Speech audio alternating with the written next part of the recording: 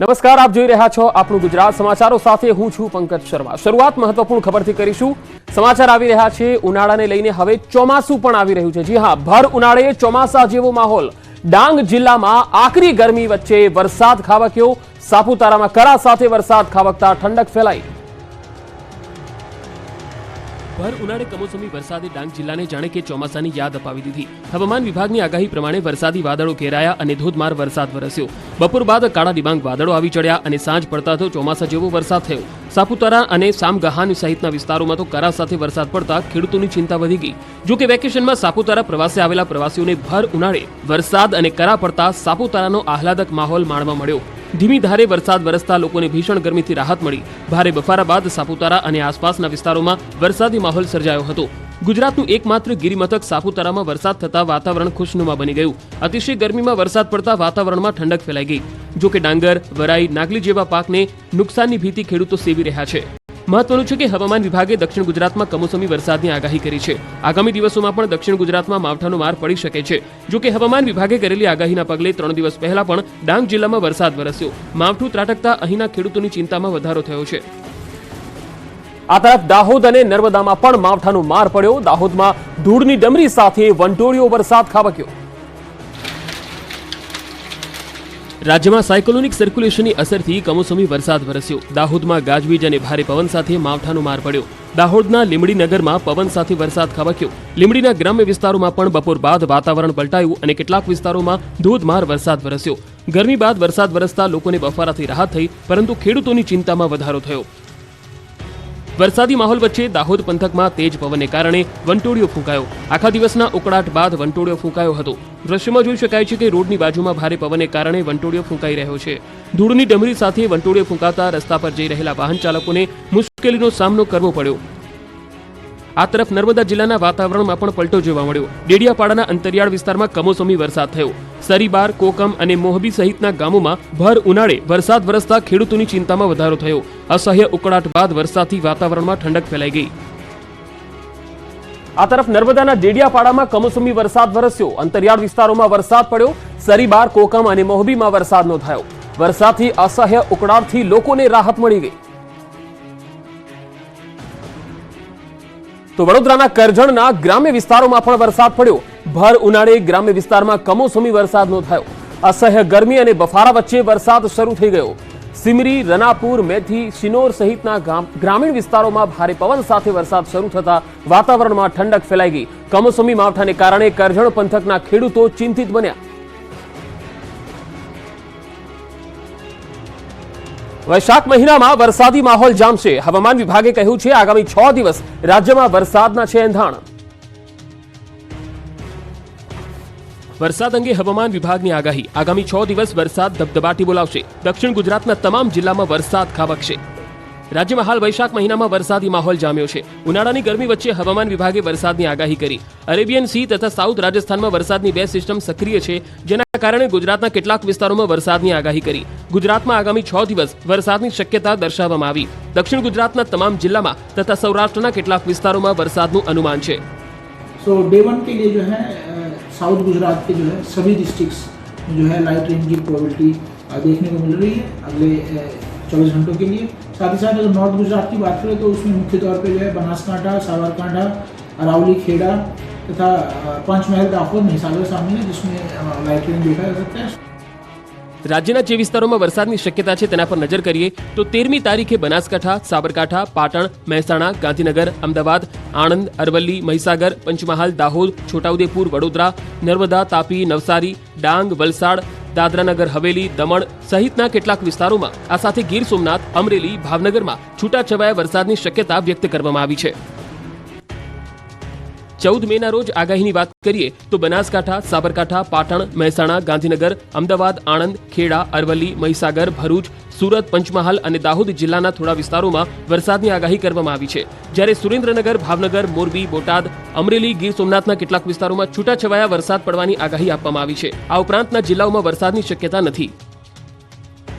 ભારે પવન, વીજળીના કડાકા ભડાકા સાથે વરસાદ વરસશે, આ આગાહી કરી છે પરેશ ગોસ્વામીએ।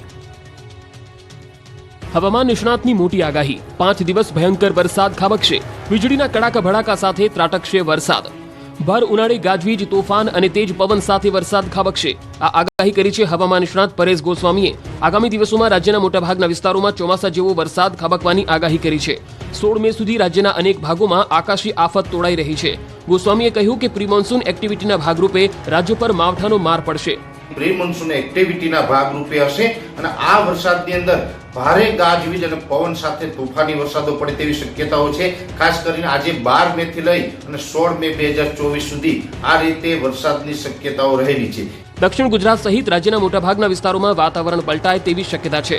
આગામી દિવસોમાં વરસાદની તીવ્રતામાં વધારો થતો જશે. ભર ઉનાળે રાજ્યના મોટાભાગના વિસ્તારોને માવઠું ગમરોડશે.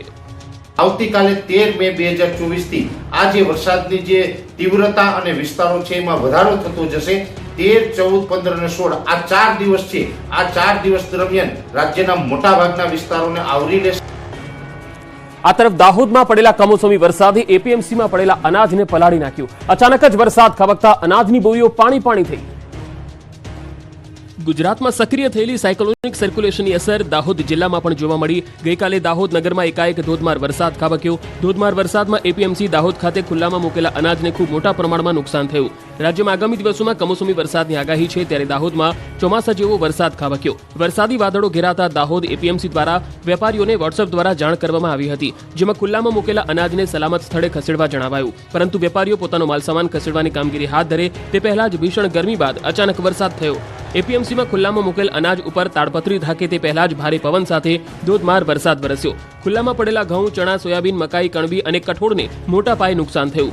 દાહોદ એપીએમસી સમગ્ર ગુજરાતમાં મોટું અનાજ માર્કેટ હોવાથી અહીં અત્યારે ચાલુ સિઝનમાં પુષ્કળ અનાજની આવક થઈ રહી છે, જેથી વેપારીઓ દ્વારા અનાજ મૂકવાની જગ્યા નહીં હોવાથી ખુલ્લામાં અનાજ મૂકવાની ફરજ પડી હતી. પંથકમાં ઓચિંતા પડેલા વરસાદને કારણે વેપારીઓનું તો નુકસાન થયું જ, સાથે સાથે ખેતરમાં ઉભેલા પાક જેવા કે મગ, સોયાબીન, ઘઉં, મકાઈ, કેરી, લીંબોડી સહિતના પાકને પણ ભારે નુકસાન પહોંચતા ખેડૂતો પણ ચિંતિત બન્યા. મહાકાય મચ્છુ 2 ડેમ ખાલી કરવાનું શરૂ. પાણી નદીમાં છોડાતા 34 ગામને એલર્ટ કરાયા. ભર ઉનાળે મચ્છુ 2 ડેમમાંથી ધસમસતા પાણી વહેતા થયા. મચ્છુ 2 ડેમના દરવાજા ખોલાતા જ ડેમમાંથી પુષ્કળ પ્રમાણમાં પાણી છૂટ્યું. મોરબીના મચ્છુ 2 ડેમમાં 5 દરવાજા રિપેર કરવાના હોવાથી ડેમનું પાણી નદીમાં છોડવાનો સિંચાઈ વિભાગ તરફથી નિર્ણય કર્યો હતો. મોરબીની જીવાદોરી સમાન મચ્છુ 2 ડેમના રિપેરિંગ અને ગેટ બદલવાની કામગીરી કરવાની હોવાથી ડેમના 2 દરવાજા 2 ફૂટ ખોલવામાં આવ્યા. ડેમના દરવાજા ખોલાતા જ ડેમમાંથી 1400 ક્યુસેક ધસમસતું પાણી વહી નીકળ્યું. ડેમમાંથી નદીમાં પાણી છોડાતા મોરબી તાલુકાના જોધપર, લીલાપર, ભડિયાદ, ટીંબડી, ધરમપુર, રવાપર, અમરેલી સહિતના કુલ 34 ગામોને એલર્ટ કરાયા છે. આ 34 ગામના કાંઠા વિસ્તારને સંપૂર્ણ ખાલી કરી દેવાયો અને નદીના પટ વિસ્તારમાં રહેતા લોકોને પ્રશાસને સલામત સ્થળે ખસેડી દીધા. આ તરફ મોરબીના બેઠાપુલ પરથી વાહન વ્યવહાર બંધ કરી દેવાયો છે. વાહન ચાલકોએ 3 દિવસ આવન જાવન માટે મયુરપુલનો ઉપયોગ કરવાનો રહેશે. નટરાજ ફાટક, કેસરબાગથી બેઠાપુલ કોઝવે તરફ અને શક્તિ ચોકથી બેઠાપુલ કોઝવે તરફ પ્રવેશ બંધ રહેશે. સુરતથી અમદાવાદ જતી મિની બસમાં લાગી આગ. ડ્રાઈવરની સમય સૂચકતાને કારણે તમામ મુસાફરો સુરક્ષિત. અમદાવાદ એક્સપ્રેસ વે પર મોટી દુર્ઘટના થતા બચી ગઈ. એક ટેમ્પો ટ્રાવેલરમાં સવાર 15 લોકો સુરતથી અમદાવાદ શ્રીમંત પ્રસંગમાં હાજરી આપવા માટે જઈ રહ્યા હતા. આ દરમિયાન જ અચાનક બસમાંથી ધુમાડા નીકળવા લાગ્યા. બસમાં આગ લાગવાની જાણ થતાં જ મુસાફરોના જીવ તાળવે ચોંટ્યા.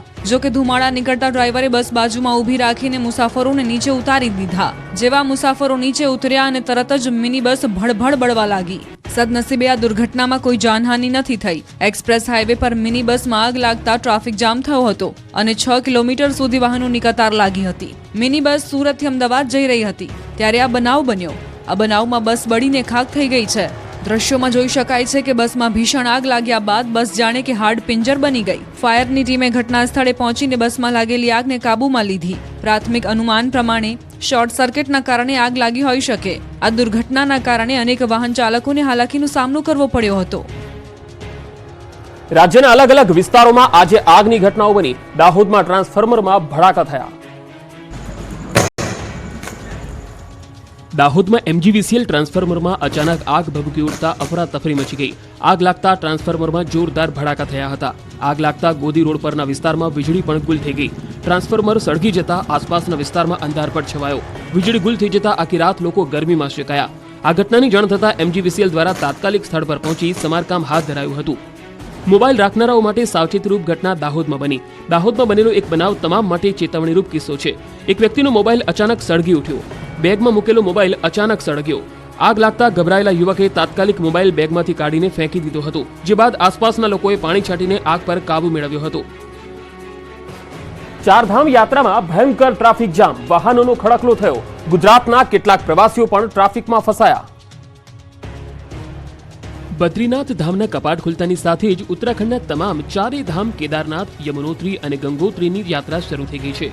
પહેલા જ દિવસે કેદારનાથમાં રેકોર્ડ સંખ્યામાં 32,000 શ્રદ્ધાળુઓ આવ્યા હતા.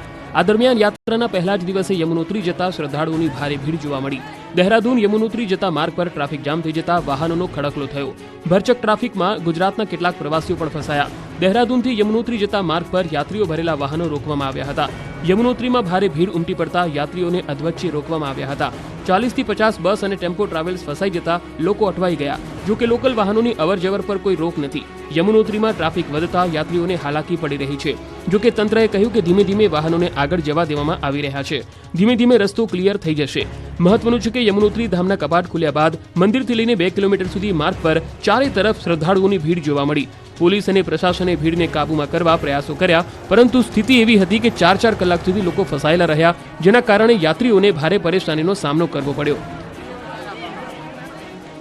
મધર્સ ડે દિવસે વાલીઓ માટે આંખ ઉઘાડનારા કિસ્સાઓ બન્યા. ઉમરેઠમાં તો બાળક પર 3 શ્વાન ત્રાટક્યા.